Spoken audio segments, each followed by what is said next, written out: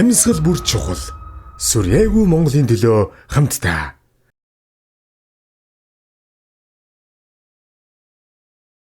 Сүрээ өвчин нь агаар цэцлийн замаар дамжин халдварладаг. За сүрээгийн өвөр мөцний гар үсгэгддэг. За дамжин халдварлах зам нь агаар цэцлийн зам. За сүрээ өвчний дархалт бол нэлээд өндөр. Агаар цэцлийн замаар хүнийг бол ярихад энэ өвчний халдвар тархдаг гэж үздэг. Сүрээ өвчин маань уушгийг зонхлон гэмтээдэг байгаа. Хэрвээ та сүрээ өвчнөр өвдвөл цаг алдалгүй эмнэлгийн байгууллагт хандаад эмчийн заалтын дагуу сүрээгийн эсрэг өвөрмөц эмчилгээнд орж тухайн эмчилгээг бүрэн эмчийн хяналтанд эмнэлгийн хяналтанд дуусгаснараа сүрээ өвчний өрөөл хүндрэхгүйгээр бүрэн идэх боломжтой юм аа.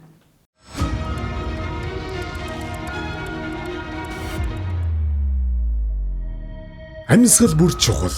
Сүрээгүй Монголын төлөө хамтдаа.